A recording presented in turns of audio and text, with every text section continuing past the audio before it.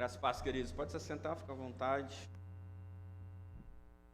Abra sua Bíblia em João, capítulo 4, verso 13. Nós vamos dar continuidade na nossa viagem da semana passada, viajando sobre aliviar as nossas bagagens. João, capítulo 4, verso 13. É o que nós vamos ler. Ok? Encontraram? Bem? Diz assim a palavra do Senhor. Jesus respondeu: quem beber dessa água terá sede outra vez. Verso 14. Mas quem beber da água, pode deixar, você já teve 5, e o homem com quem agora vive não é seu marido. O que você acabou de dizer é verdade. Disse a mulher: Senhor, vejo que és profeta, que é profeta. Nossos antepassados adoraram neste monte, mas vocês, judeus, dizem que Jerusalém é o lugar onde deve se adorar. Jesus declarou: creia em mim, mulher.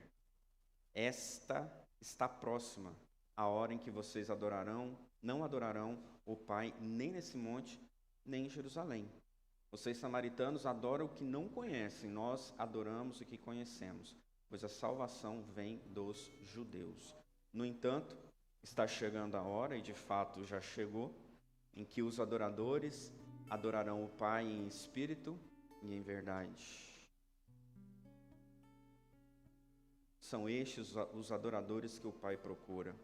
Deus é espírito, e é necessário que os seus adoradores o adorem em espírito e em verdade. Vamos orar?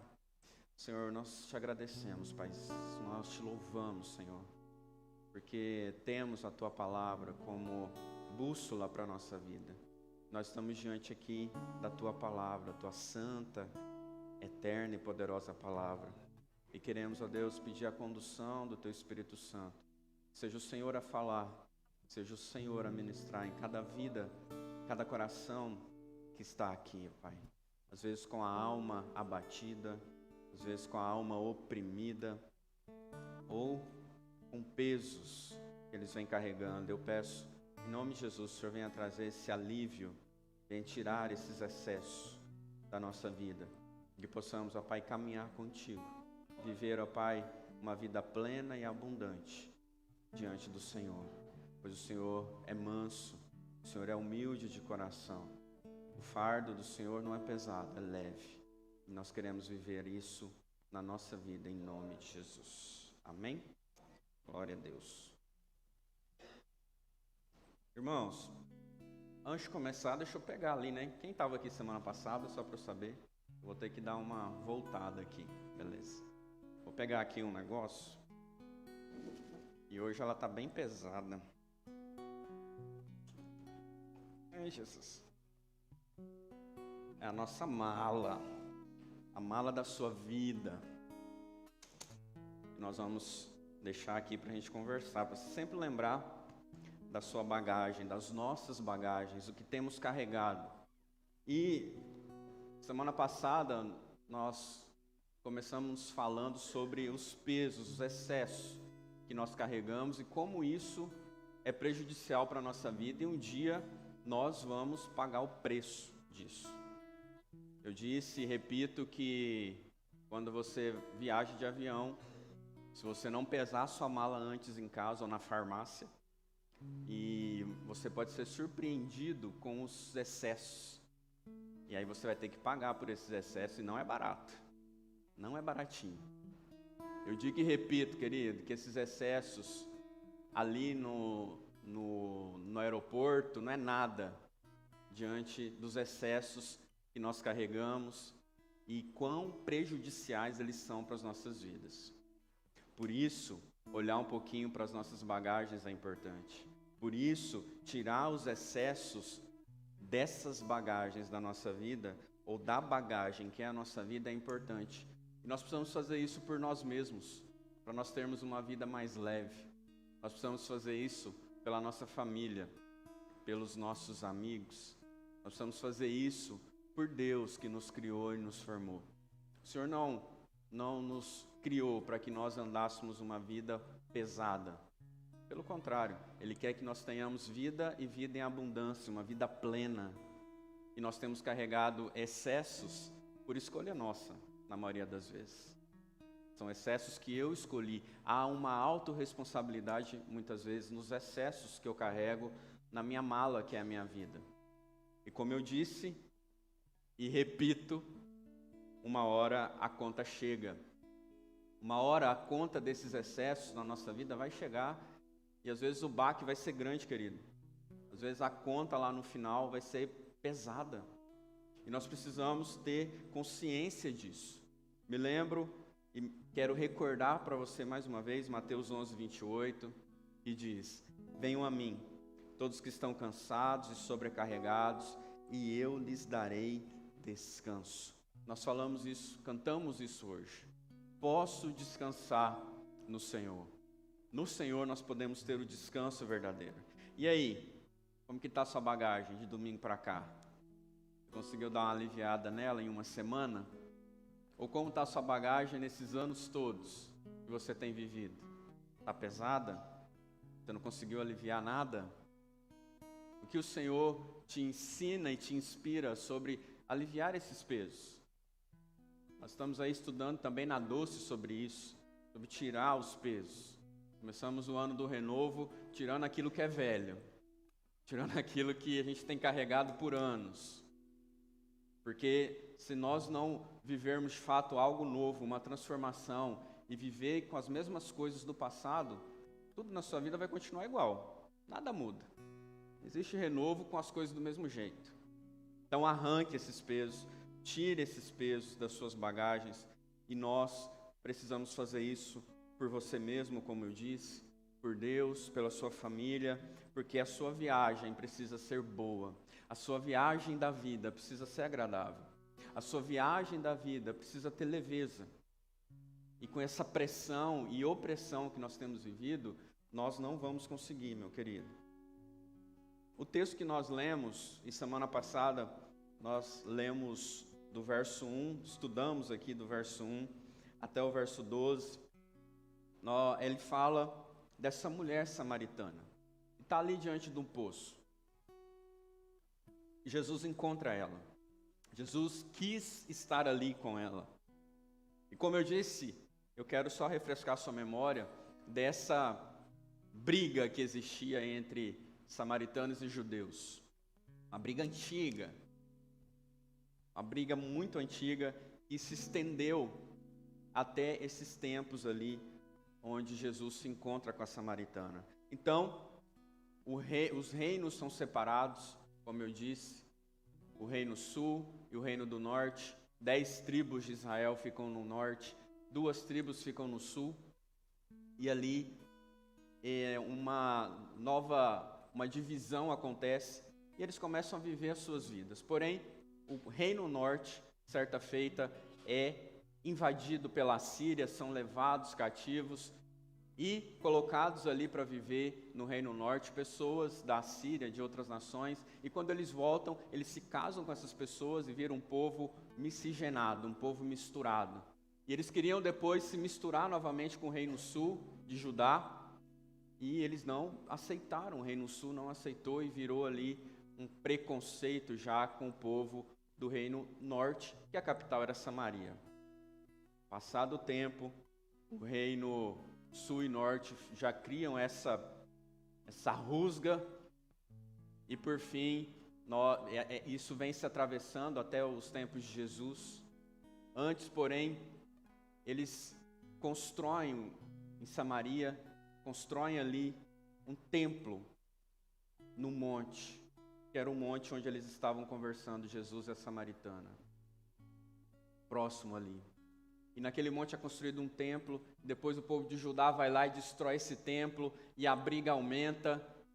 Enfim, aquele povo estava totalmente separado, então eles não queriam nem passar perto, não queriam conviver. Samaritanos e judeus, eles não queriam conviver. Eles tinham aquele sincretismo religioso, uma religião misturada. Eles criam no Pentateuco, o povo de Samaria, mas tinham outras religiões ali que misturaram com aquele povo. Enfim, fora isso, existia a questão de gênero.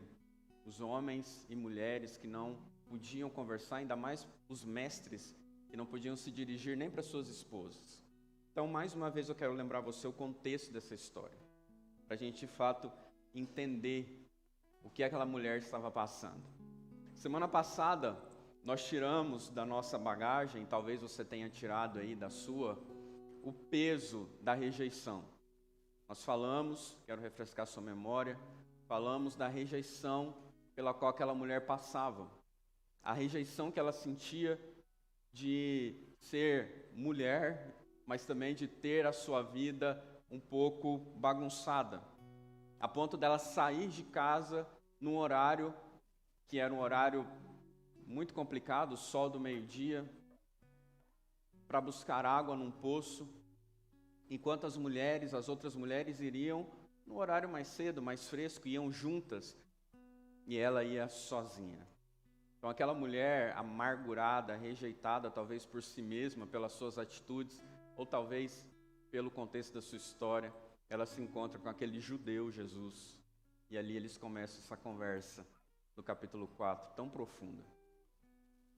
Depois nós vimos também que para aliviar o peso da rejeição, nós precisamos receber a compaixão de Jesus. A compaixão de Jesus foi derramada sobre a vida daquela mulher. Ele, sendo homem, pede água para ela meio sem entender, mas naquele momento ele se compadece nela. É interessante nós vermos lá no capítulo 4, do verso 4 do capítulo 4, dizendo que era necessário passar por Samaria, Jesus disse. Jesus queria ter um encontro com aquela mulher. E nós nos lembramos que Jesus também quer ter um encontro conosco.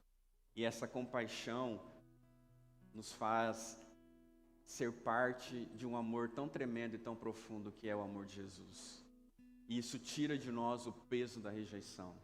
E nos leva para um lugar de aceitação no Pai, no coração de Deus. Lembramos também sobre o peso do materialismo. Aquela mulher ficou ali olhando tão somente para o poço, pelo que aquele poço podia dar para ela. E como o peso do materialismo na nossa vida é horrível. O peso do materialismo é aliviado quando deixamos de desejar as coisas da terra e desejamos as dos céus.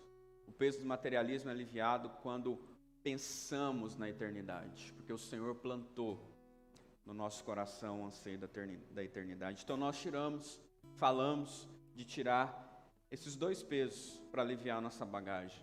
O peso da rejeição e o peso do materialismo. Como que está isso aí na sua vida? Então vamos continuar? Verso 15.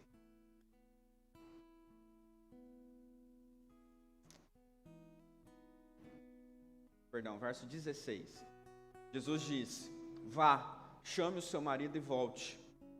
E aí ela disse: não tenho marido, respondeu ela.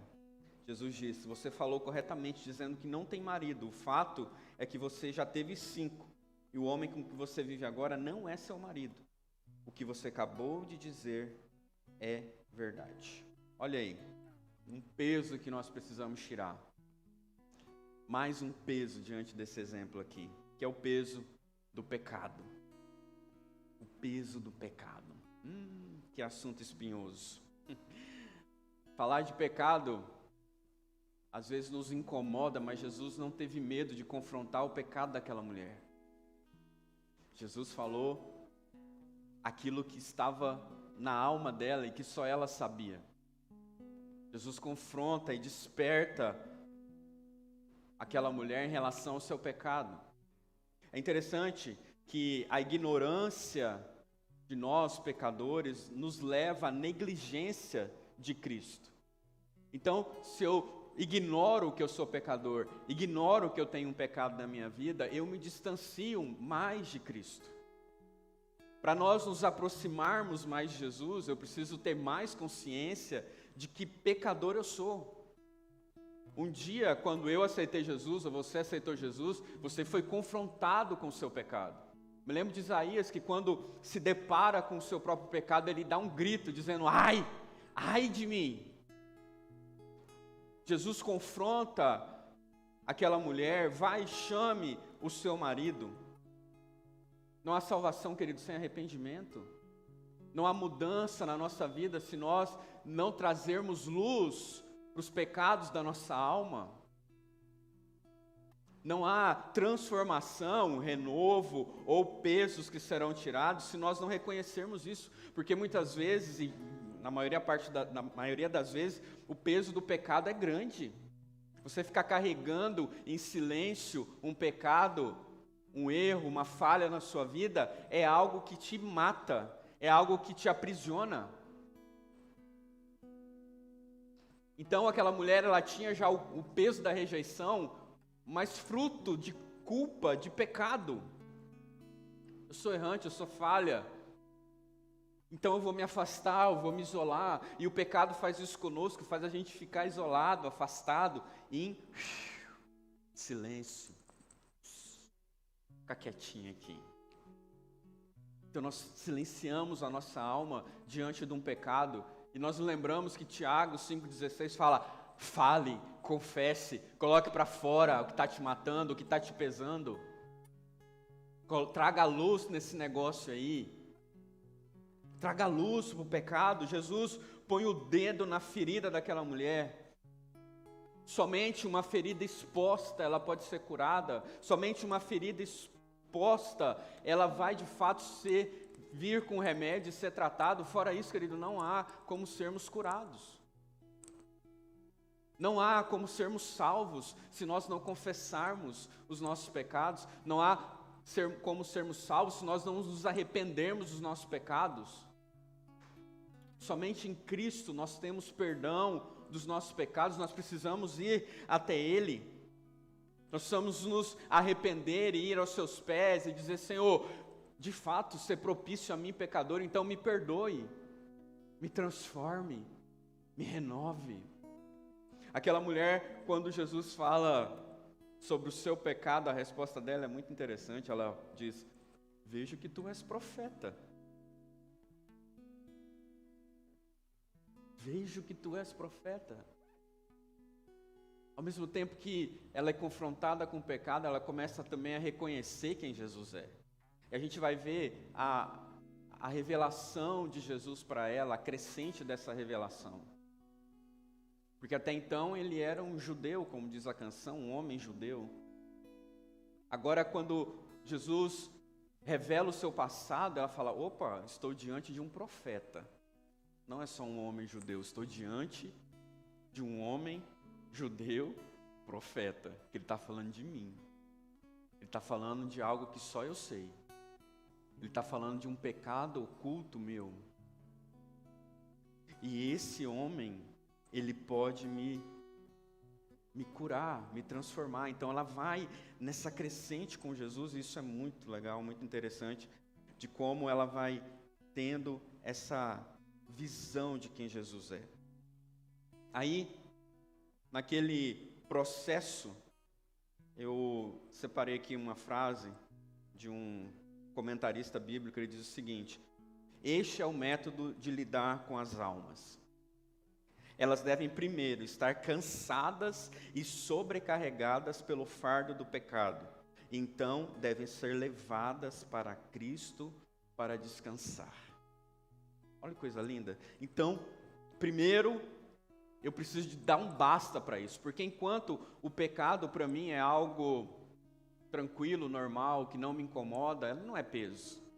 Faz parte da minha vida. E eu vou vivendo com aquilo.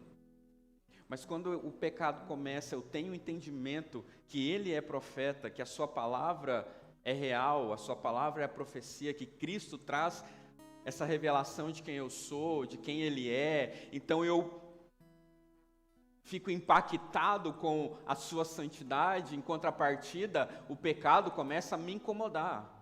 Olha aqui para mim, se o pecado não está te incomodando, alguma coisa está errada. Falo de novo, se o pecado não está te incomodando, alguma coisa está errada aí. O pecado precisa ser um intruso. Sabe aquela visita que vai na sua casa? Você não estava esperando e até indesejada? Você queria que fosse embora?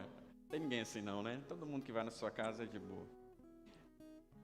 mas o pecado precisa ser um incômodo, precisa ser uma pedra no seu sapato, precisa ser um calo no seu pé, precisa ser algo ruim, algo que você olha e sente vergonha.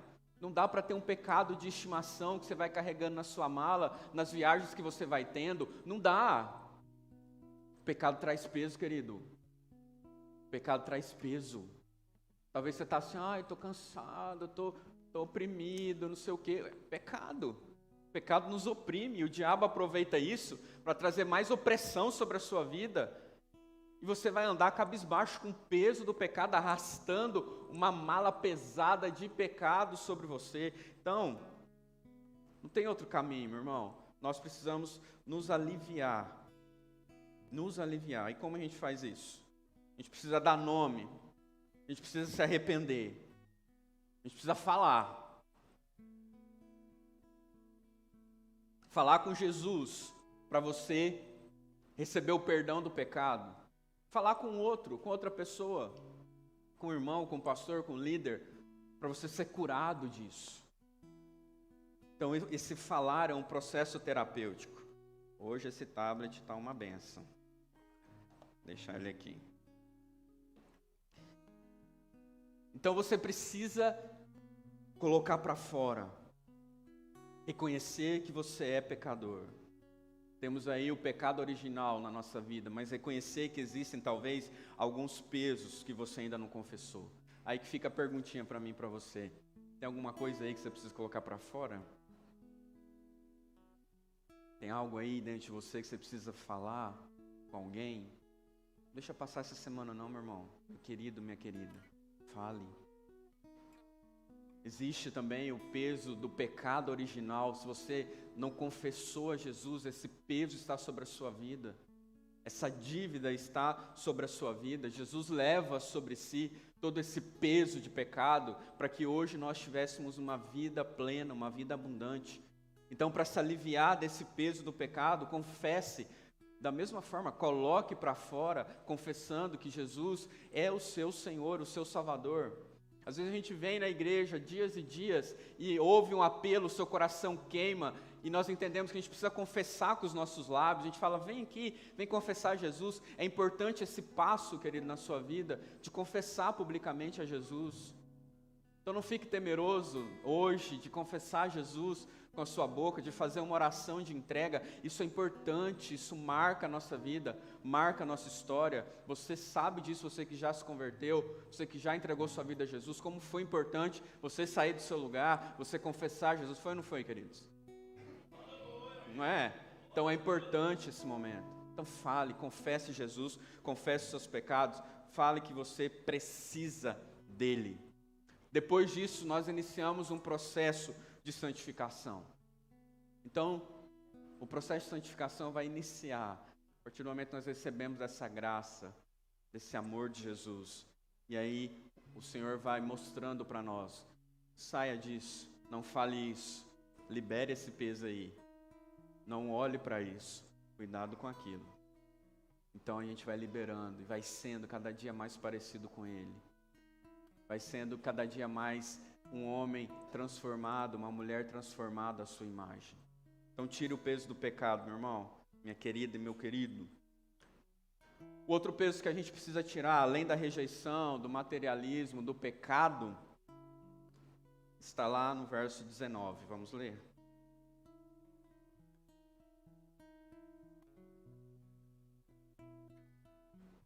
Disse-lhe a mulher, Senhor, vejo que é profeta, como nós já lemos. Os nossos antepassados adoraram nesse monte, mas vocês, judeus, dizem que Jerusalém é o lugar onde se deve adorar. Verso 21, Jesus responde a ela, então, aquele texto que nós lemos, né?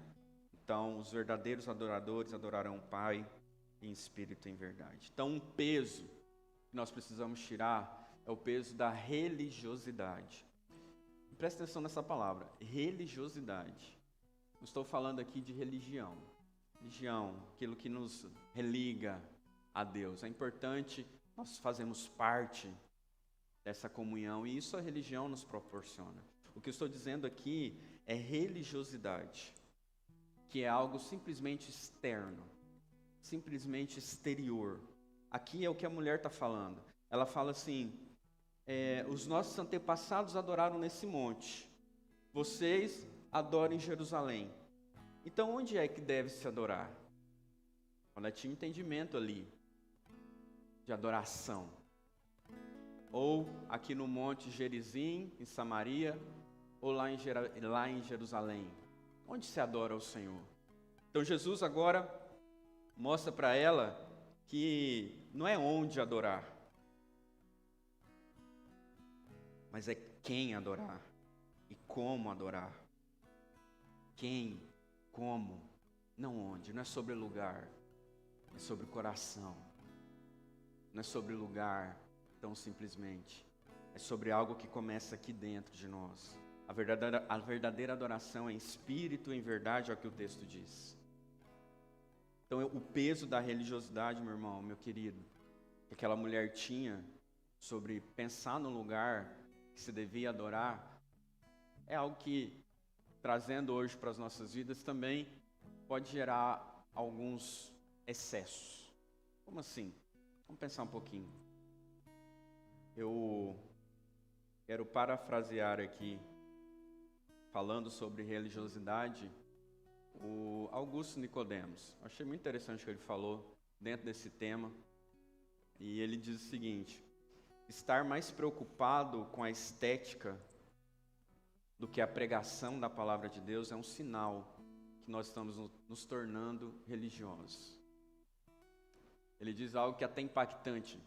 Ficar na frente do espelho para se preparar para vir para um culto mais tempo do que você se prepara espiritualmente, isso é um sinal de religiosidade.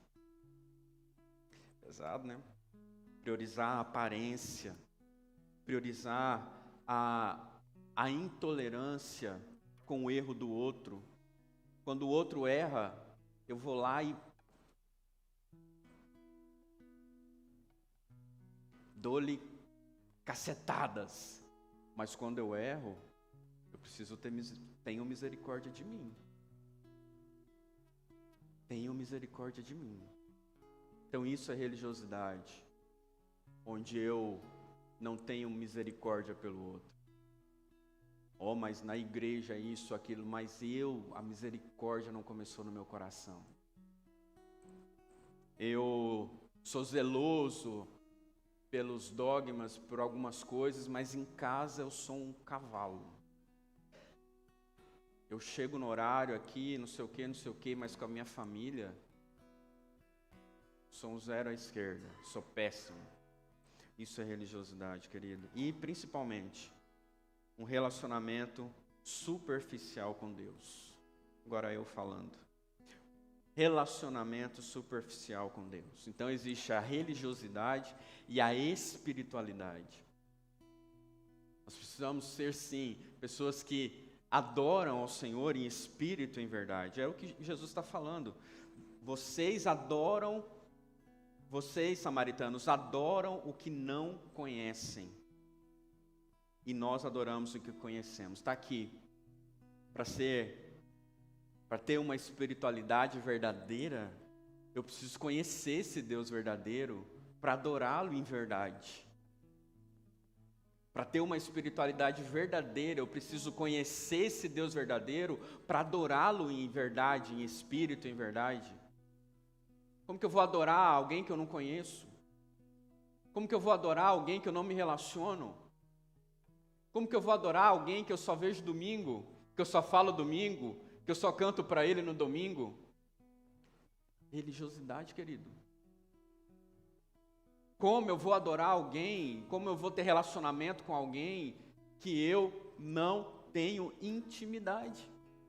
Que eu não sei o que ele fala, eu não sei o que ele quer, eu não conheço o seu coração. Então, adoração é sobre atitude. Adoração é sobre um caminhar com Jesus. Adoração é sobre segunda, terça, quarta, quinta, sexta, sábado e domingo. Uma vida. Adoração é algo verdadeiro, é algo em espírito e em verdade. é algo que brota de um coração que quer Jesus, que quer a sua presença, que conhece Ele, que fala com Ele, que ama a sua palavra. Nós precisamos tirar, meu irmão, esse peso da religiosidade, de algo só de aparência, de algo que eu acho que estou, porque é pesado. Você é e não é. Você está, mas não está. Você adora, mas não adora. Isso é pesado. Porque um verdadeiro adorador tem uma vida renovada, uma vida transformada. Um verdadeiro adorador caminha em verdade, em novidade de vida. Onde estão aí as novidades de vida na sua vida? É muito maravilhoso aqui num culto de adoração, onde nós somos edificados, mas isso aqui permeia pela nossa vida. Nós chegamos aqui com desejo de continuar adorando. A adoração não começa às 6 horas da tarde. Nós estamos numa continuidade.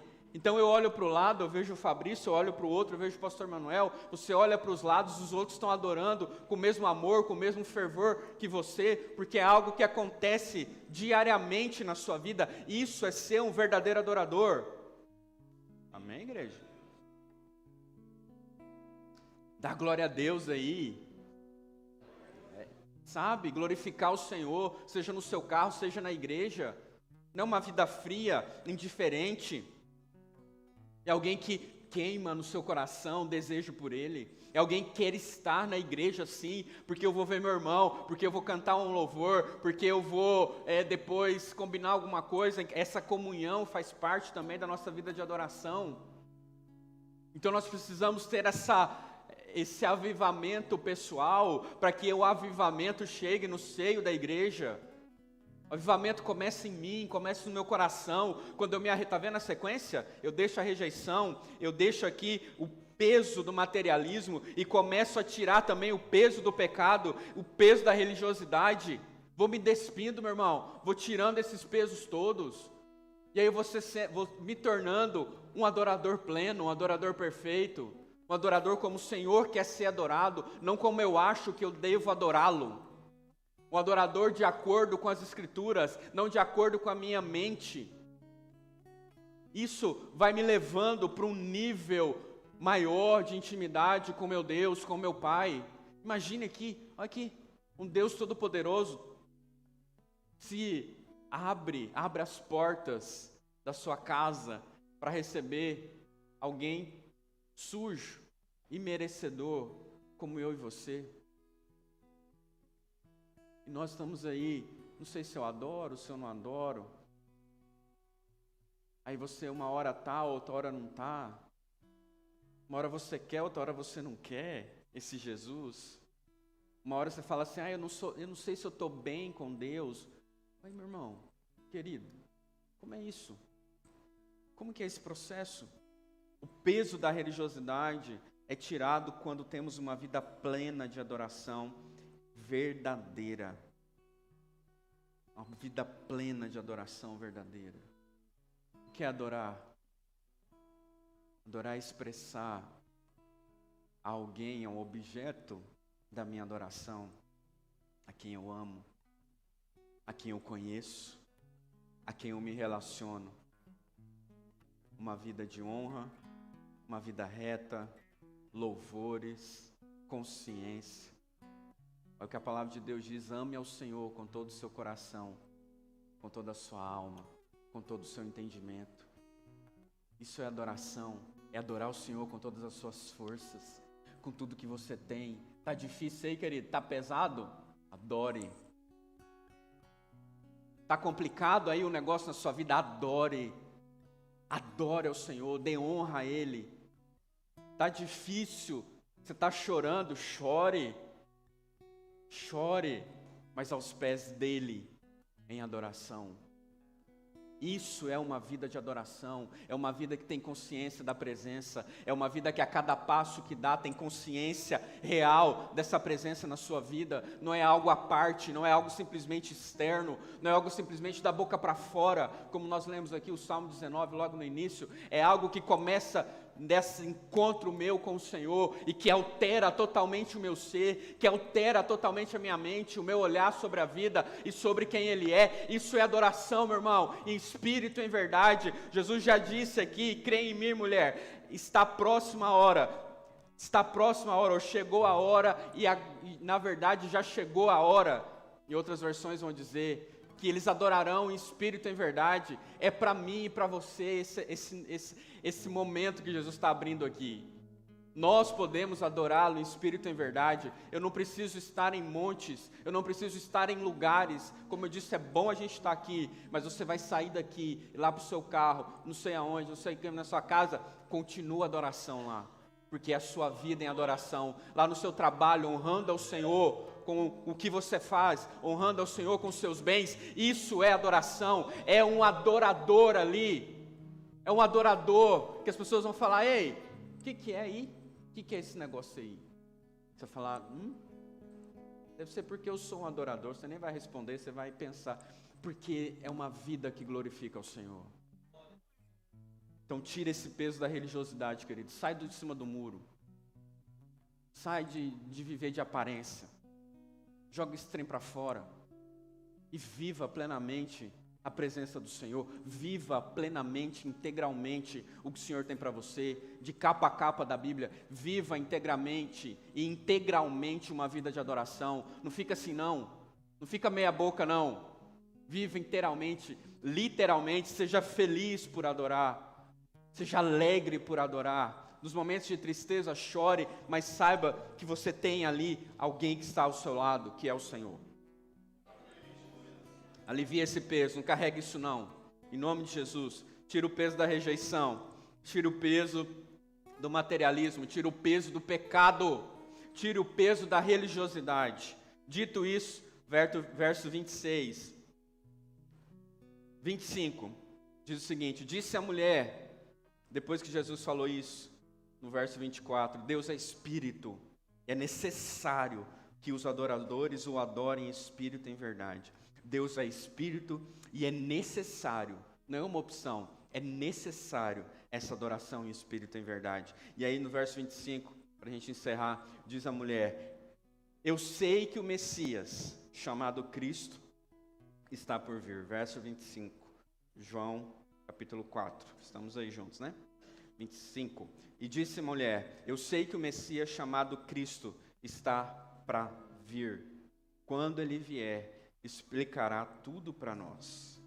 Ela começa aí já, nossa, ele está falando uns negócios aqui, que é algo que eu já sei.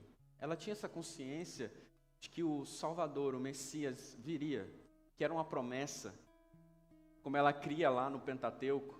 Ela tinha essa consciência de que existia um Messias e que ele viria.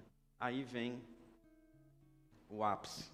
Verso 26 diz: então Jesus declarou: eu sou o Messias. Ai, meu Deus. Eu sou o Messias. Eu que estou falando com você. Eu sou o Messias. Imagina o coração dessa mulher.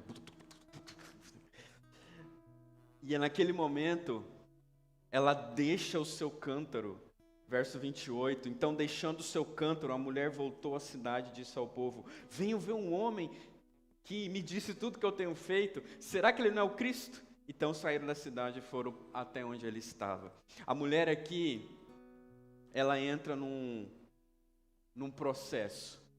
No início era um homem judeu. O que você, judeu, está fazendo aqui? Depois ela começa a questionar se você é maior que Jacó? E logo depois ela diz: vejo que tu és profeta. E por fim Jesus diz para ela: eu sou o Messias. Ela vem aqui numa crescente de conhecimento de quem Deus é, de quem Jesus é. E Jesus teve paciência com aquela mulher de conversar, de discutir teologia com ela. Jesus teve paciência com ela. Meu irmão, nesse processo de aliviar os nossos pesos, Jesus tem tanta paciência com você, comigo, você não tem noção. Ele tem paciência com as suas chatices, até que você ficar carregando uns pesos em excesso aí, até chegar um despertamento na sua vida. Ele vai deixando você ir, vai te dando a oportunidade de conhecê-lo mais. Aquela mulher, ela conheceu, não um judeu, mas um profeta. Ela começou conhecendo um judeu e depois um profeta, mas agora ela está de frente com o próprio Salvador. E aquilo ali impacta a vida dela de tal forma que ela foi lá para fazer o quê? Buscar água. E ela vai embora com o quê? Sem nada. Deixa o cântaro e ela vai com uma água viva. Porque aquela água viva que ela tinha, ela não ia ter mais sede. Ela larga o cântaro para lá e sai correndo em direção à sua cidade, gritando: eu vi o Messias, o Salvador está ali, bora lá. Eu conheci o Messias, ele falou comigo, ele se revelou a mim, ele falou do meu passado, ele tem um plano, um propósito para mim. E ela larga o cântaro que mataria a sua sede naquele dia e é inundada por uma água viva, que é o próprio Jesus, que daria vida para ela para toda a eternidade, até a eternidade. É dessa água que eu estou falando, é dessa água que nós precisamos beber, meu irmão. Meu querido, para aliviar os pesos que nós temos na vida, nós precisamos beber de Jesus, da fonte da vida eterna. Nós precisamos parar diante dessa fonte e beber dela, e ser inundada por ela, e depois que eu sou inundada por ela, eu me torno um rio. Eu falo, eu desago nesse rio, eu começo a proclamar desse rio. Foi o que aquela mulher fez. Agora ela não estava ali preocupada com o seu cântaro, ela estava agora submersa em Jesus. Ela estava ali vivendo, experimentando algo que ela não imaginaria receber. E desde o início, no versículo 4, Jesus diz: era necessário eu passar por ali. Porque tem uma mulher que precisa de uma água viva. Ela está indo buscar, e através dela, quando aquela sede for saciada, ela vai oferecer dessa água para outros, e outros me conhecerão. Aqui, meu querido, você está bebendo de Jesus? Talvez tenha alguém lá no seu lado, no seu trabalho, que também está precisando beber de Jesus. Você está oferecendo essa água viva para eles?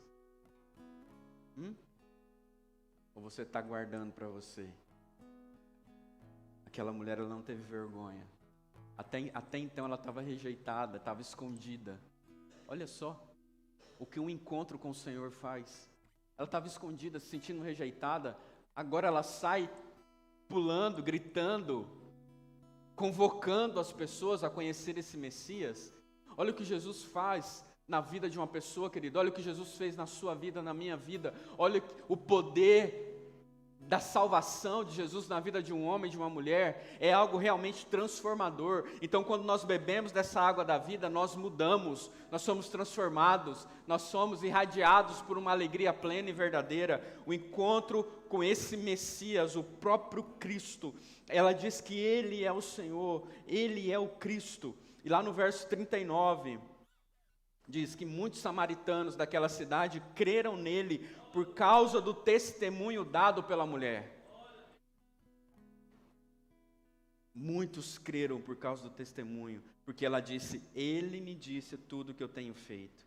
Assim, no verso 40, quando se aproximaram dele, os samaritanos insistiram que ele ficasse com eles. E ele ficou 2 dias. E por causa da sua palavra, muitos outros creram. E disseram à mulher, aquela que estava escondida, rejeitada, no pecado, religiosa, no sentido de religiosidade: agora cremos, não somente por causa do que você disse, pois nós mesmos o ouvimos e sabemos que este é realmente o Salvador do mundo. Isso é maravilhoso, meu irmão. Isso é poderoso nas nossas vidas. Aquela mulher, ela que teve um encontro com Jesus, e nós que temos o nosso encontro com Jesus, na nossa caminhada, nós precisamos tirar alguns pesos. Vamos tirar? Comece a tirar aí da sua vida, vou tirar uns trem daqui, o peso da rejeição. Para que ficar carregando isso? Comece a tirar e a pensar, enquanto eu estou falando e tirando aqui, o quanto a rejeição tem pesado em você. O quanto o materialismo tem pesado na sua vida. Como isso tem sido um fardo para você. Como o pecado que tem te encoberto, tem pesado na sua vida. Deixa isso para lá. Deixa o pecado lá. Tire isso da bagagem, da viagem da sua vida. E por fim, o peso da religiosidade. Para que carregar? Por que carregar? Deixa isso mais leve. Deixa a sua vida mais leve, querido. Nós precisamos dessa leveza em Cristo Jesus. Nós precisamos ir até Ele e deixar esses pesos. Nós precisamos ir até Ele, nessa fonte da água da vida, essa fonte que nos leva para a eternidade, e deixar todos os pesos que têm vindo sobre nós. Solta eles. Solta esses pesos. E tenha uma vida mais plena em Jesus. Porque Ele é o nosso amor. Ele é o nosso Salvador. Ele tem tudo e é tudo que nós precisamos. Ele tem tudo e é tudo que nós precisamos. Para que esse monte de coisa? Para quê? Para que você está criando esse monte de coisa? Jesus é simples. O Evangelho é simples. O nosso caminhar com Ele deve ser simples. E nós complicamos e pesamos tudo isso. Minha palavra para você nesses 2 domingos, querido, e eu quero que, a começar em mim, a gente possa refletir nesses pontos. E outros pontos que o Senhor vai trazer aí na sua mente, talvez nos estudos da Doce, ou em toda a sua vida, mas entender que andar com excessos não é o que Jesus quer para você. Ele quer uma essência, que você ande com aquilo que é essencial. E o que é essencial é a sua presença. E nós estamos perdendo muito tempo, deixando o essencial de lado. Feche seus olhos aí um pouquinho. Quero convidar o louvor aqui. Sentadinho como você está, faça uma reflexão aí sobre os pesos que você tem carregado.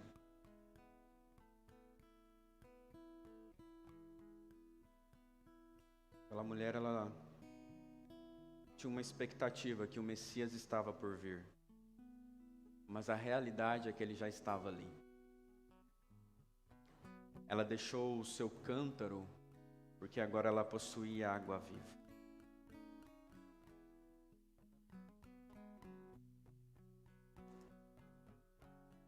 Que você possa ter um encontro com Jesus, querido. Que você saia desse lugar de indiferença com o próprio Senhor. Sabe por que muitas vezes você, cristão, você que é filho de Deus, está aí com a vida pesada e carregada? Está colocando outras coisas no lugar que é do Senhor. Volte seus olhos para Ele nessa noite. Volte seus olhos para Ele nessa noite.